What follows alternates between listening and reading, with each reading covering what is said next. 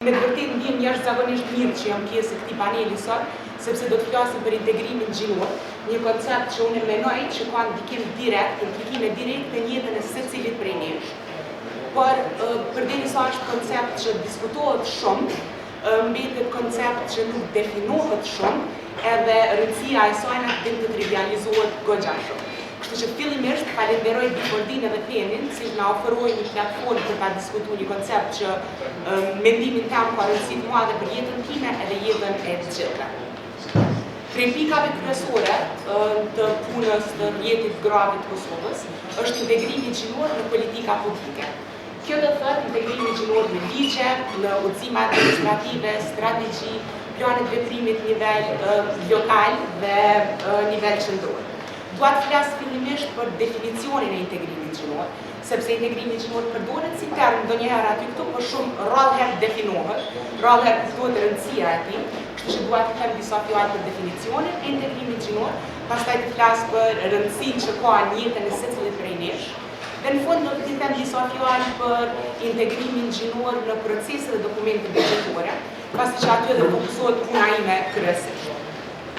Pse është i rëndësishëm integrimi gjinor dhe çfarë ndikimi ka në jetën e burrave edhe grave të Kosovës? Mund ta paramendoni që edhe në Kosovë dhe në shumë vende të tjera, politikat publike përpilohen në një mënyrë neutrale gjinore.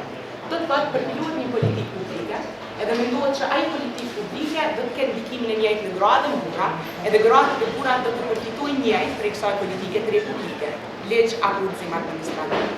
Mesazhi kyç, të cilin e jep integrimi gjinor, është që politikat që janë neutrale nga aspekti gjinor, janë faktikisht politikat të verbra nga aspekti gjinor, sepse nuk i marrin në konsiderim nevojat, prioritetet dhe interesat e veçanta që i kanë gratë dhe burrat. Ne dimë që gratë dhe burrat, sidomos në Kosovë, jetojnë në realitete totalisht të ndryshme, sociale, politike, ekonomike dhe kulturore. Dhe ne nuk mund të presim që një politikë e re që edhe gratë dhe burrat do të kenë çësje në përfitimet e njëjta prej politikave të reja. Kështu që integrimi gjinor na tregon që politikat publike duhet të targetojnë interesat e veçanta që kanë gratë edhe burrat. Shpresoj që po jam e qartë në ta që mundohem me thonë. Në përgjithësi personalisht që definoj integrimin gjinor, e definoj në atë mënyrë që është që i ka dy qëllime të ndërlidhura. Qëllimi i parë është ta zhvesh politikbërjen prej stereotipeve dhe paragjykimeve gjinore, edhe qëllimi i dytë është që të mundohet të targetoj, që të mundohet të përmirësoj politikat ekzistuese, që të targetojnë interesat edhe nevojat e veçanta të burrave dhe të grave. Ti marr disa shembuj për me ilustru pak më mirë këtë që po e them.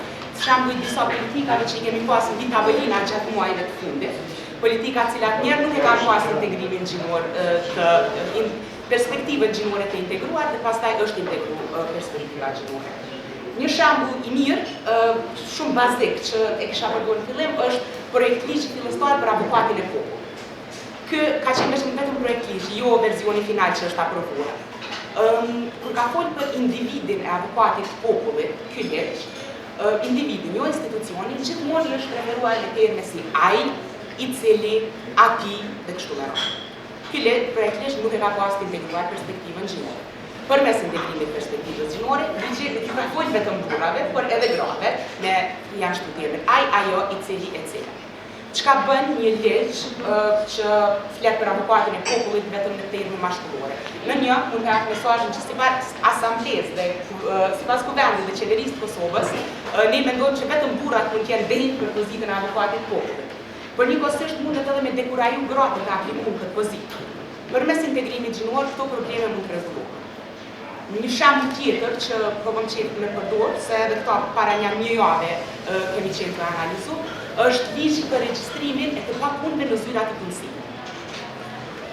Ky ligj parasheh në disa anëne, parasheh përgjegjësitë e zyrave të punësimit, edhe cek që ndër përgjegjësitë e zyrave të punësimit është inkurajimi i popullit që të regjistrohen dhe inkurajimi të personave të papunësuar që të regjistrohen në zyrat të punësimit. Edhe kaq. Pa integrim gjinor thotë që zyrat e punësimit duhet të integrojnë, duhet të inkurajojnë popullin të regjistrohen në zyrat të punësimit. Me anë të analizës gjinore, të integrimit gjinor, i analizojmë dhënat ndara sipas gjinisë dhe shohim që populli është duke u regjistruar, një pjesë e popullit është duke u regjistruar në zyrat të punësimit. Por persona që përregjistrohen në zyrat e punësimit janë disproporcionalisht burra. Numrat e grave të regjistruara janë shumë pak. Po ta integronin perspektivën gjinore në këtë politikë publike, në ligjin për regjistrimin e të papunëve, do të parashihnin mjene të veçanta, të cilat do të parashihnin masa do të parashihnin një përgjithësi shtesë të zyrave të punësimit, që të inkurajon specifikisht gratë të aplikojnë, gratë e papuna të regjistruar në zyrat të punësimit. Sepse për një arsye apo tjetër, gratë janë duke u regjistruar në numra shumë më të vegjël në zyrat të punësimit. Ky edhe një shembull tjetër i integrimit gjinor. Edhe një tjetër, po kam qejf me përdor, mund duket shembull i mirë, është ligji i punës, që fatmirësisht këtë muaj është në amandamentim, është duke u amandamentuar. Ligji i punës flet edhe një për pushimin e lehonisë, por nuk parashet pushim të atësisë, ndoshta 2 deri në 5 ditë parashet, por jo më gjatë. Si është përpilu kjo politikë?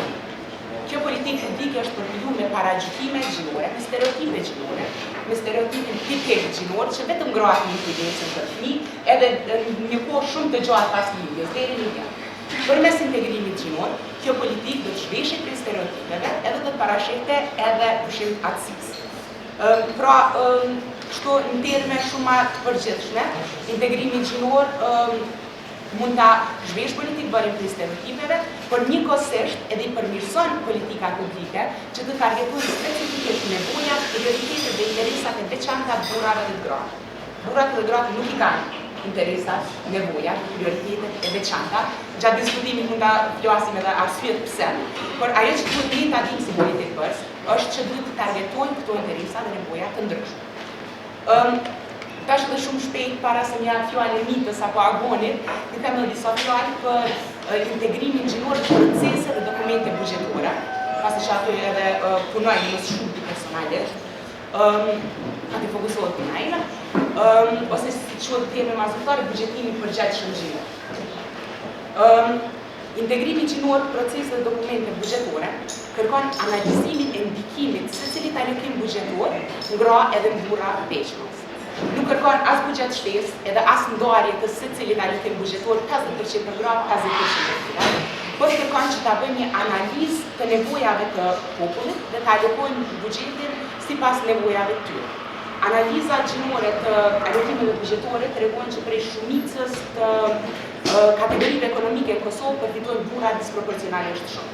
Prej pagave dhe mëditjeve, burrat përfitojnë më shumë në shumicën e institucioneve që kemi analizuar ne, nuk po them të gjitha, po ma merr mendja që janë shumica dërmuese. Përfitojnë më pak prej mallrave të shërbimeve, përfitojnë më pak prej subvencioneve në sport edhe prej subvencioneve në bujqësi, edhe po ashtu marrin pjesë në numra shumë të vegjël në planifikimin dhe prioritizimin e shpenzimeve kapitale. Në bazë të integrimit gjinor në analizë bugjetore mund ta shohim që njëra pjesë e popullit po përfiton disproporcionalisht pak përfiton më pak prej alokimeve bugjetore të shtetit. Njëkohësisht, integrimi gjinor në proces bugjetor na tregon që gratë përfitojnë më pak, por edhe në planifikim të ardhshëm bugjetor mund të na ndihmojë që ta rrisim barazinë e përfituesve të alokimeve të ndryshme bugjetore. Para pak kohë kam lexuar një shkrim shumë të mirë dhe të shkurt të zotit Agron Demi prej të Institutit GAP, ku flet për mënyrën se si alokimet bugjetore në arsim edhe në shëndetësi janë 3 dhe 4 fishuar gjatë viteve të fundit, por kualiteti i shërbimeve nuk është përmirësuar. Efikasiteti i shërbimeve nuk është përmirësuar. Kjo ndoshta pak më provoku diskutim për ma vonë, mendoj që rritja e buxhetit nuk është gjithmonë përgjigjja, por integrimi perspektivës gjinore, integrimi gjinor në planifikim bugjetor, ndoshta do të arrisë edhe kualitetin e shërbimeve, sepse do të sigurohej që edhe gratë edhe burrat po janë përfituesit final, përfituesit përfundimtar të alokimeve bugjetore. Si përmbledhje e këtyre, integrimi gjinor në një i hedh paragjykimet gjinore, para stereotipet gjinore prej politikë bërjes, në dy i përmirëson politika publike në mënyrë që ato të targetojnë interesat e të gjithëve, dhe në tre ndoshta mund të çojë edhe në alokim më të barabartë edhe shpenzim më efikas të parave